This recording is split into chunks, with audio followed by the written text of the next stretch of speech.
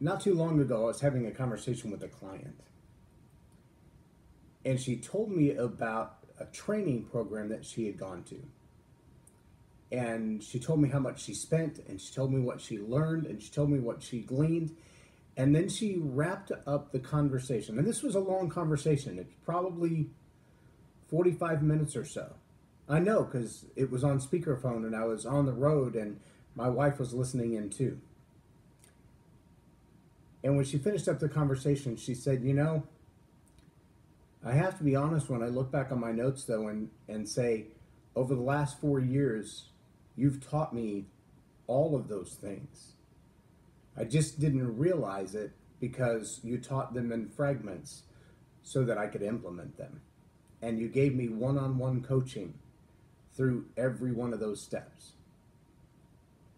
And you didn't charge me nearly as much as he did."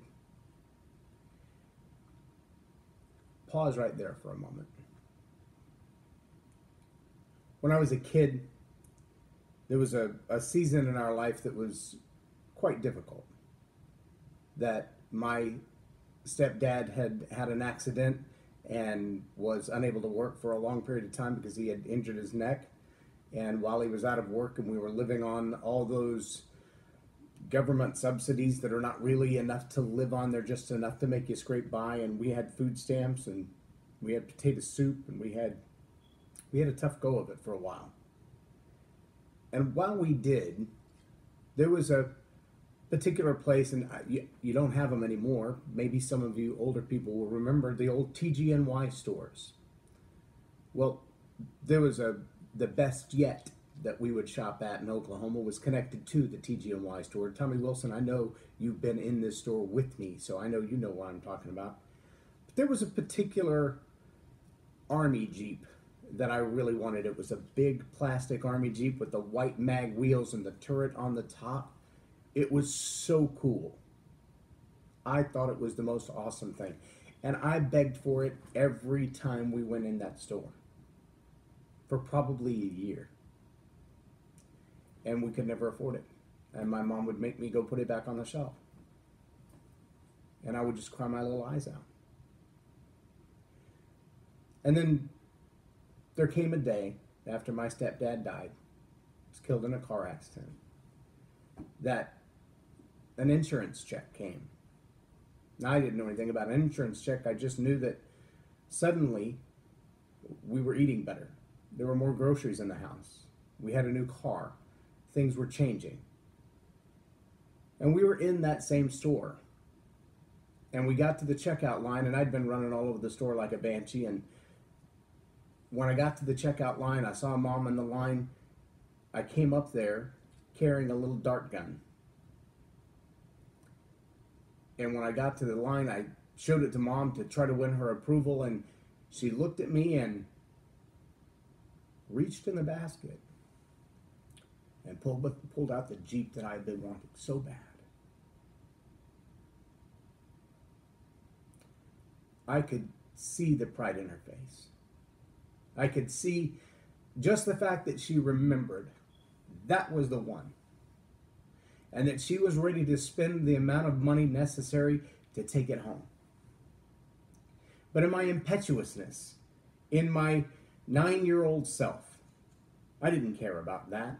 I wanted the dart gun. Today, it's the dart gun. I want what I want. I want it now. I want it right now. Right now. Put the Jeep back. That's stupid. I want the dart gun. Today, I want the dart gun. And what I had longed for all that time was simply set aside for the moment for a compulsion. And I got the dart gun. And she was pretty close to tears as she carried the Jeep back. The dart gun lasted about 12 hours, and it was broken to bits. Do you think I wanted another dart gun, or do you think I wished that I had taken the Jeep when it was offered? How many times have you made an impetuous decision at the last moment, just a little compulsion to say, I think I want that because that's easier. That's right here. It's ready to go. It's what I want in this moment. All the other signs and symbols around me tell me this is what I want right now. and you let go of everything to get the right now. See, this particular client has been a client of mine for, I guess, going on 5 years now. And in that time frame, we've spent literally hours working on one speech, one-on-one, just the two of us, no one else in the room, just the two of us, going through every aspect of the speech from beginning to end. What story goes here? What's the transition from this story to that one? What's the call to action on this story? How do we put the emotional appeal in? How do we know which segment of the target audience? How do we know, given the 500 people that will be in the room, how do we know which part of this story resonates with them and drives them into the next part of the next story? How do we craft that sentence in such a way that it will draw them in without manipulating them? How do we get people to lean in the first 2 minutes so that when we go to the next 2 minutes? How do we stay on target? How do I help you write a speech that you don't need a script for? That's so emotionally you that once you've read through it a couple of times, it's only the organization of the thoughts and the transitions that you have to remember, because everything else you've already lived through 1,000 times. I remember a few of those speeches taking 13 hours or more for one speech. To dig through the content, to dig through the context, to write it out word for word, to record it again and again in audio, to make sure that the intonation, that the pause, that the reflection was at the right place. And I remember that sometimes I would finish that 13-hour session with a thank you or a check for gas money. And then to hear that this particular client had gone on and paid someone else close to $5,000 for a one-day event. To hear as an overview some of the ideas that we had walked out moment by moment. To hear in a crowd of several hundred, here's how you should do it. But no step by step, no correction in the middle of a sentence, no change to the overall feel of the story. No question at the end of the speech, does that resonate with you? Does it feel natural to you? Do you feel like you're making things up, or do you feel like you're telling your story from your own heart, from your own life, in a way that resonates with you and it resonates with your audience? See, that's pretty specific work. That takes a lot of detail. The high-level overview for a large crowd, sure, it's nice to get into a crowd like that.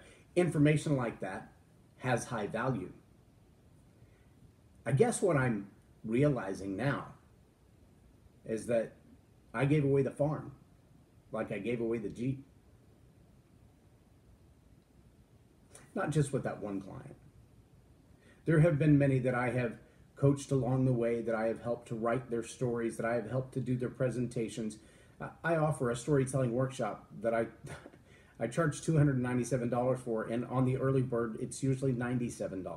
So if you sign up early enough, you get into this 6-hour workshop for $97. That's handouts, that's presentation, that's training. That's a chance for you to get to the front of the room for 2 minutes in that workshop and demonstrate your story and let me help you correct it for $97.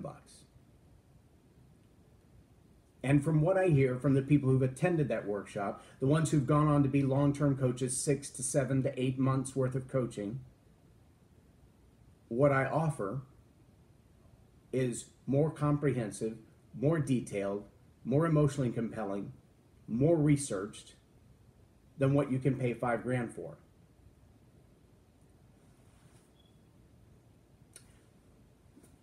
I have an offer out there right now. There's a link, it's been floating around. It says transformingstories2017.eventbrite.com. It's all over my Facebook page. You can find it on Eventbrite. You can search my name and find it on Eventbrite. It's currently scheduled for September the 9th at the beautiful Crossroads Diner on Plano Road. Or excuse me, on Preston Road. And I have to be honest, the more I realize how some people would rather pay $5,000 to get inferior training in a gigantic crowd with less one-on-one and no coaching offered than to pay $97 and have breakfast included, the more I am baffled at the silliness of the population. But I also realize that maybe if I just charge $5,000 a person for it, the tickets would sell faster. So, in the same way that the Jeep sat in the basket, the offer was there. Mom wanted to do something grand for me. She remembered my greatest needs and desires. And I brushed it aside for something temporary and trivial. I'm going to give you a couple more days. As a total audience of human beings in the Dallas-Fort Worth area. And I guess at that point, I'll just lock it down and I will never offer another $97 storytelling workshop. If $97 isn't enough for you to pay, if you feel like you're stealing from me or you feel like it's just not worth your $97, it can't be worth anything because it's only $97.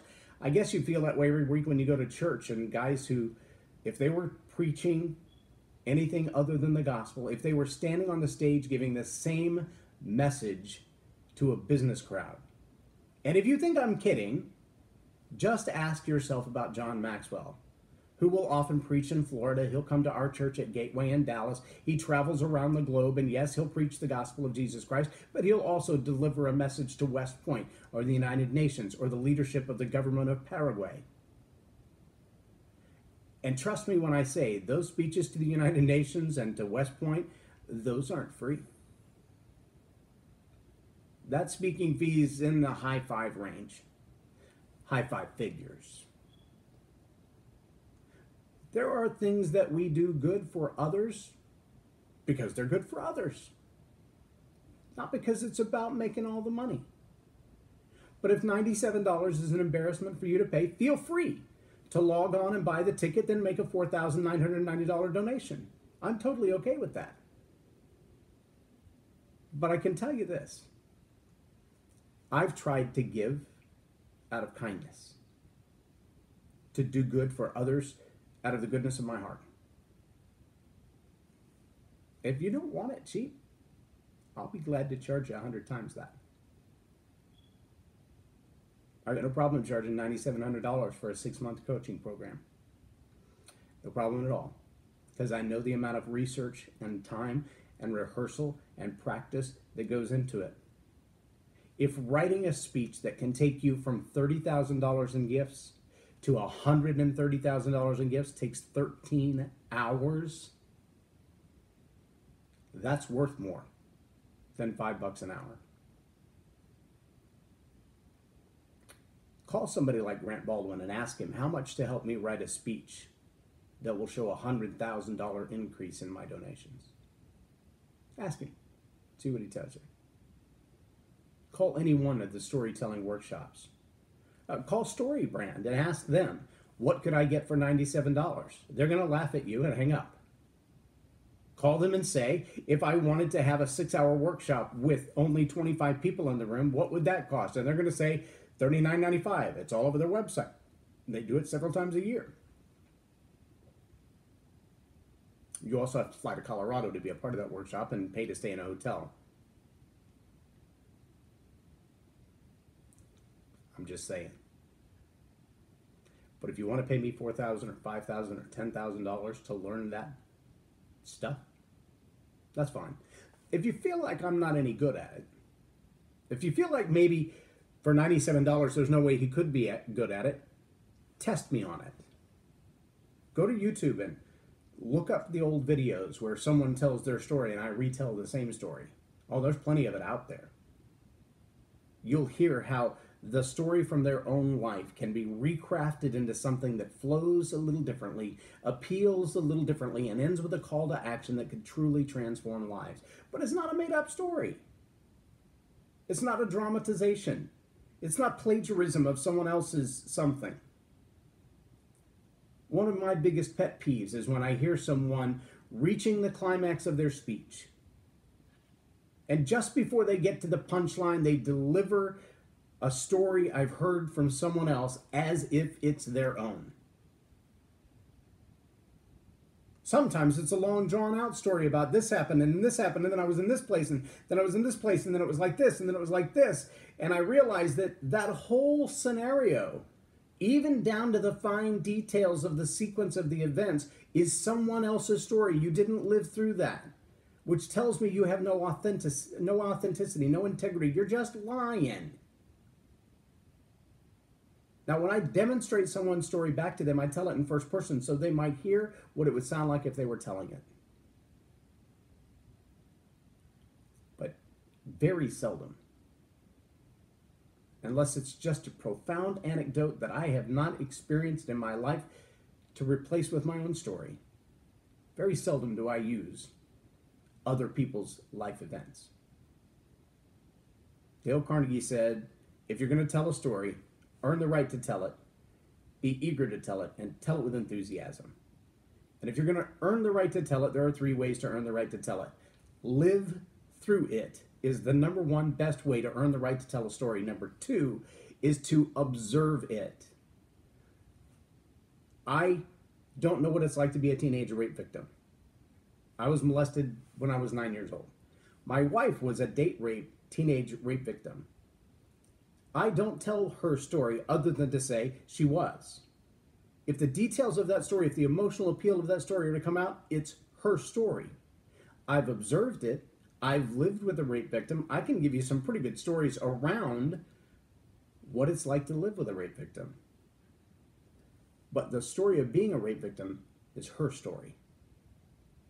I have observed a lot about it, but I have not lived it.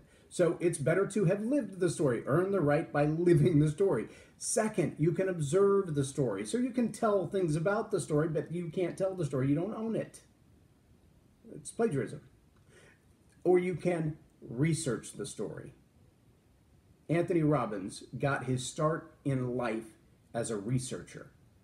He asked the question, what makes other people successful?